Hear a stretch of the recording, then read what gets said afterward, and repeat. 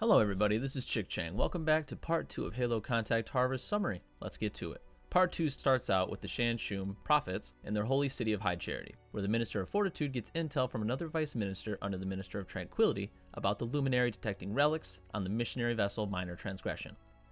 Fortitude freaks out because of the relics the Vice Minister is blurting out and invites him to a private gathering in his office, for lack of a better term.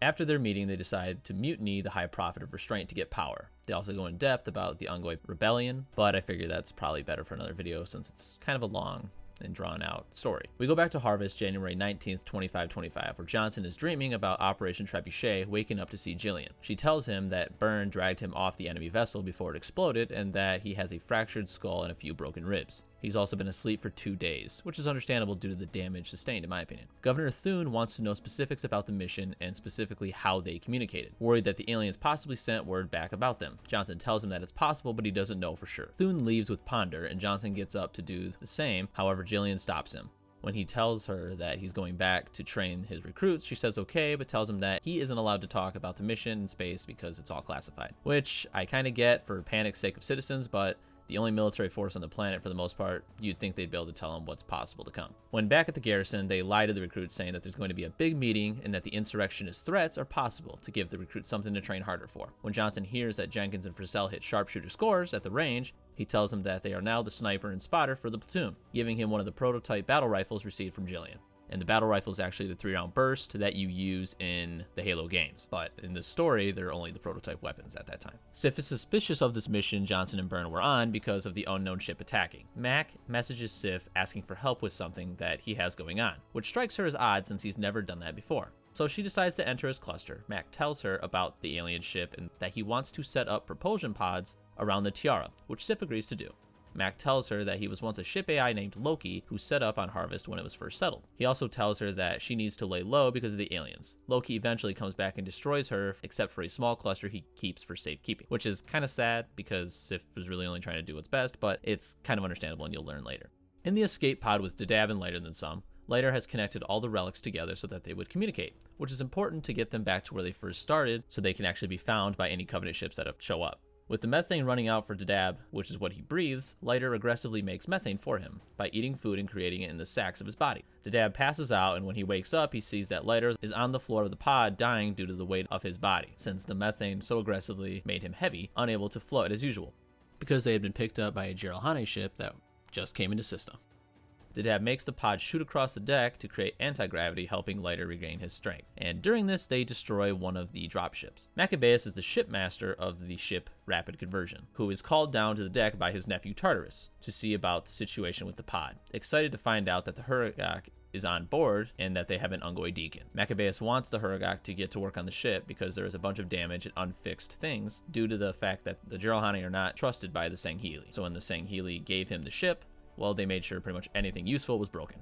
But with Lighter, he can pretty much get everything fixed. While Lighter is fixing a cannon, Dadab is gathering a bunch of other Ungoi to spread the word of the journey and great salvation. When Dadab returns to the docking bay, he sees that Lighter has made one of the human plows as a peace offering because he feels bad about killing the human, which makes me like Lighter a little bit more because, shows a little bit of remorse. This worries Dadab, however, because he is supposed to be fixing the dropship, and Maccabeus won't like the fact that he's trying to, create a peace treaty. Dadab tells Tartarus that there was a snag on the dropship fix, so it will take a little bit longer. Maccabeus has Dadab come to the cabin to take a look at some drawings on a ship in space, which shows pictures of the aliens trading with the humans. There is also a location and time drawn on the ship. When the luminary on the ship sees hundreds of thousands of relics and an oracle on the surface of Harvest, well, they want to take their chance.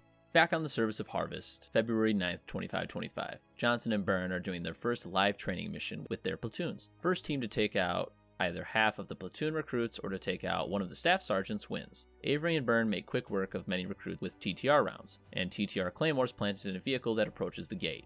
After many recruits are eliminated from the exercise, Jenkins manages to land a few shots on Johnson's leg.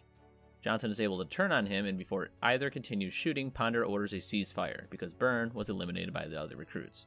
Ponder tells Johnson and Byrne after the exercise that the aliens are back and they have a bigger ship. Johnson preps everyone around the landing site after Ponder told everyone about the aliens coming to Earth. After landing, Jiralhane come down the ramp, which is surprising to everyone because they were expecting more Kig-Yar. And the Jiralhane are much bigger and stronger and are a lot more dangerous than the Kig-Yar. Johnson leads the 3 Jiralhane one being Maccabeus, to the garden where the meeting is to take place. Ponder, Thune, Gillen, Byrne, and Thune's attorney Peterson are waiting. After a few minutes of awkward interaction, realizing that they want the planet and not fruit, gunshots from a human assault rifle are heard in the distance, followed by a Jiralhane roar. Maccabeus attacks with both of his guards, slamming Peterson with his hammer, killing him instantly. Johnson and Byrne shoot at the guards in retaliation, and Jenkins, in a sniping position, shoots at one of the guards as well, knocking down the shields and wounding the brute. Maccabeus hits Ponder with his hammer when aiming for Thune, destroying his prosthetic arm and breaking many ribs, then fleeing with his wounded comrade to their ship. When Johnson gets back to the recruits around the landing zone, he finds out that Osmo was killed by a grunt, which is why he was shooting, causing the fighting to begin with. So, basically, the brutes caused all this chaos. On High Charity, Fortitude and the Vice Minister continue talks of their mutiny, of the Prophet of Restraint. In order to make it work, they will blackmail him with knowledge of his accidental impregnation of another Sanshum woman, when he isn't supposed to be creating offspring due to his genetics not being up to par, forcing him to step down. Fortitude and the Vice Minister meet with the philologist in order to get the Oracle's blessing to become the next hierarchs.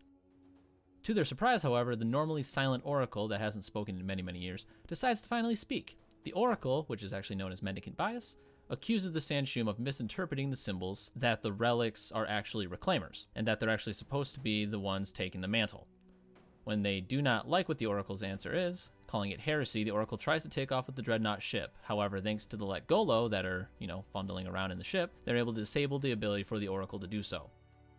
With this news, the prophets decide to continue with their faith because without it, the Covenant will fail. So because of this lie, the Covenant human war begins, sending Maccabeus at this time to glass the planet and disregard the relics, which he isn't actually doing, so that's kind of a problem.